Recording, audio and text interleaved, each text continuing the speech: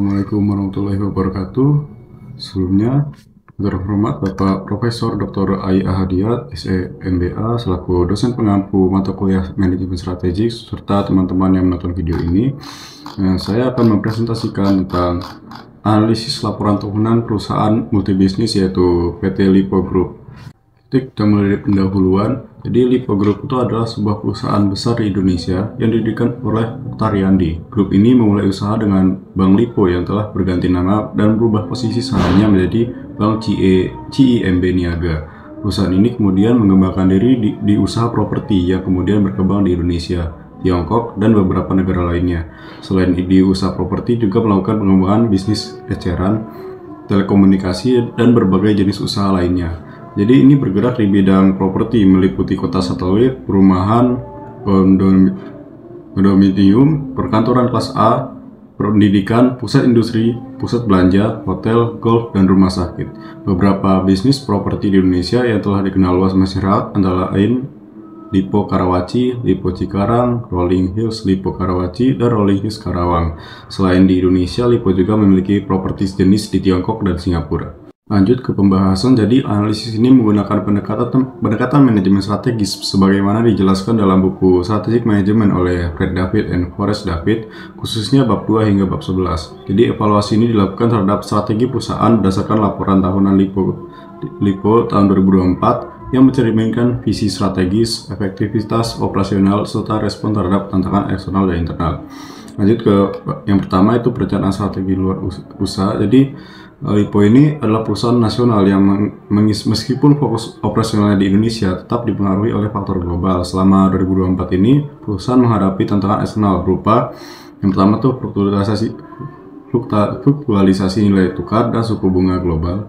Ini yang berdampak pada nilai utang luar negeri. Jadi Lipo ini menyikapinya dengan melakukan deleveraging melalui penjualan sebagian saham di Siloam Hospitals, mengurangi exposure terhadap utang dalam USD. Yang kedua tuh ketidakpastian politik global seperti konflik geopolitik. Ini berdampak pada arus investasi dan daya beli konsumen secara tidak langsung. Yang ketiga yaitu ketergantungan terhadap rantai pasok regional dan dinamika inflasi global yang dapat mempengaruhi biaya operasional terutama pada sektor konstruksi dan teknologi. Nah, meskipun belum secara aktif melakukan ekspansi internasional, strategi jangka panjang Lipo ini menunjukkan potensi untuk penetrasi regional melalui yang pertama partnership model dan joint operation yang bersifat fleksibel. Yang kedua ini dengan pengembangan sistem teknologi layanan seperti AI voice text yang dapat direplikasi di luar negeri. Nah, jadi dengan mempertimbangkan tantangan internasional, pendekatan Lipo ini dapat dikategorikan sebagai strategi defensif proaktif.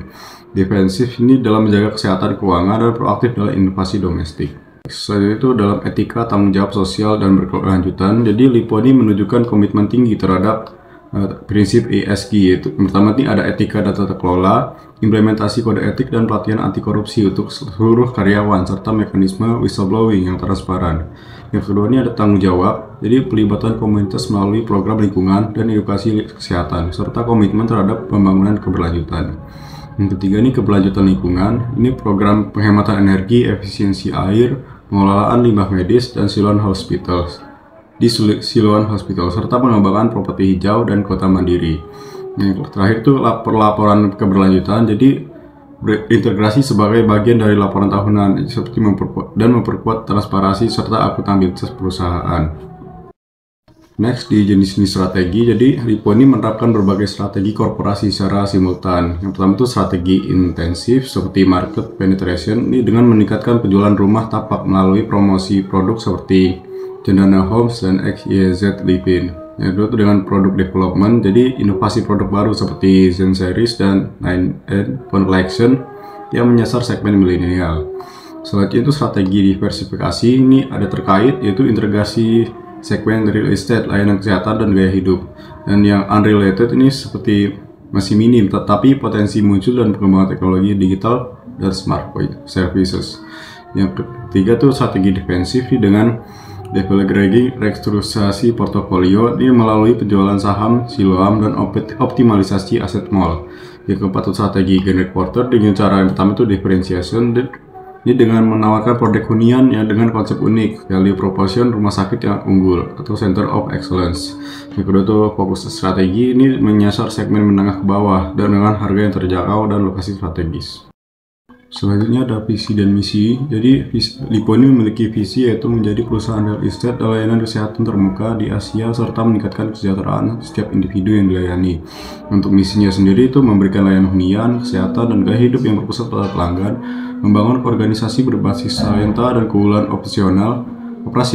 Yang ketiga itu mendorong inovasi dan teknologi. Yang ketiga itu menginspirasi masa depan berkelanjutan. Untuk evaluasinya sendiri, jadi visi dan misi dari Lipo ini mencerminkan aspirasi yang realistis dan berorientasi pada pelanggan dan menyatu dengan nilai keberlanjutan. Misi juga mencakup dimensi produk pelanggan, nilai dan filosofi perusahaan. Next, audit internal ini membahas pertama itu kelebihannya. Yang pertama itu kinerja keuangan. Jadi laba bersihnya itu sekitar 18,7 triliun. Ini kenaikan drastis dari 50 miliar. Mencerminkan efisiensi strategi keuangan. Yang kedua itu operasi real estate. Jadi proyek Park Serpong ini disejahterimakan lebih cepat dari jadwal. Ini memperkuat kepercayaan pasar. Yang ketiga itu kualitas SDM. Rata-rata pelatihan 16 karyawan, fokus pada pelatihan teknis dan etika. Selanjutnya itu struktur organisasi, jadi konsolidasi properti di bawah Lipo dan meningkatkan efisiensi. Selanjutnya itu teknologi, jadi inovasi berbasis AI pada rumah sakit dan penguatan sistem informasi ESG. Untuk kelemahannya ini bergantung historis pada utang luar negeri dan belum optimalnya ekspansi ke pasar luar negeri. Ya, audit eksternal, ini faktor eksternal utama pada ekonomi yaitu pemilu 2024 menyebabkan pelambatan permintaan properti sementara waktu. Lalu sosial demografi, ini generasi milenial mendorong permintaan rumah terjangkau. Lalu teknologi, ini ada adopsi teknologi digital dalam properti dan layanan kesehatan menjadi keharusan. Selanjutnya itu persaingan, ini kompetitor besar di sektor real estate dan layanan rumah sakit menuntut diferensiasi lebih tajam. Lalu juga menggunakan Porter 5 Force, yaitu dengan rivalitas industri dengan nilai tinggi, ancaman pendatang baru dengan nilai sedang, produk substitusi dengan nilai tinggi pada sektor gaya hidup, lalu keluaran tawar pemasok dan pembeli, ini level sedang sampai tinggi tergantung dari sektornya. Next, pembuatan dan seleksi strategi. Jadi proses formulasi strategi di Lipo ini mengikuti pola input, matching, dan decision. Yang pertama itu SWOT metric, ini menghasilkan strategi strike opportunity, ini penguatan produk unggulan. Lalu ST strength trade, ini mitigasi risiko eksternal, dan weakness trade itu penurunan beban utang. Lalu BGC metric, ini real estate, ini cash flow, plan kesehatan itu star, gaya hidup question mark yang mulai tumbuh. Lalu grand strategi metric, Lipo ini berada di kuadran 1, yaitu kekuatan kompetitif tinggi, pasar bertumbuh, cocok untuk strategi ekspansi agresif. Selanjutnya implementasi strategi. Jadi implementasi strategi ini dilakukan melalui yang pertama itu pengembangan proyek real estate baru di berbagai daerah. Lalu next gen Siloam, ini transformasi sistem manajemen rumah sakit berbasis teknologi. Lalu digitalisasi dan kolaborasi infrastruktur jaringan FTTH itu My Republic atau CBN. Lalu revitalisasi aset mall dan peningkatan pengalaman konsumen. Oke, lanjut ke eksekusi strategi. Jadi pertama tuh struktur organisasi, jadi kombinasi fungsional dan divisional. Jadi Lipo ini menjadi SPBU untuk properti. Kedua ini alokasi sumber daya, ini fokus pada efisiensi modal dan revitalisasi aset.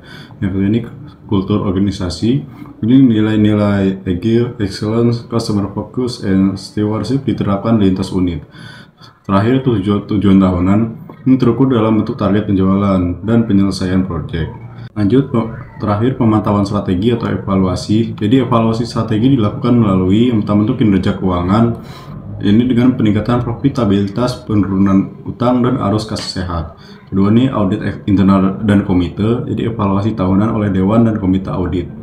Tiga ini key performance indicator atau KPI digunakan untuk menilai keberhasilan proyek dan inisiatif ESG. Terakhir ini respon terhadap perubahan eksternal, jadi adaptasi cepat terhadap tren konsumen dan ketentuan regulasi. Jadi kesimpulannya berdasarkan analisis strategi PT Lipo ini, perusahaan menunjukkan arah strategis yang jelas dalam menghadapi tantangan internal dan eksternal melalui strategi deleveraging, optimalisasi kekuatan internal, serta kombinasi strategi intensif, diferensiasi, dan defensif. Lipo ini berhasil memperkuat daya asing. Strategi diterapkan secara konsisten melalui restrukturasi, digitalisasi, dan peluncuran proyek baru. Dengan evaluasi berkala, komitmen terhadap gizi, etika, dan ESG memperkuat reputasi perusahaan. Jadi Lipo berada di jalur yang tepat menuju pertumbuhan berkelanjutan sebagai pemimpin di sektor real estate dan layanan kesehatan di Asia.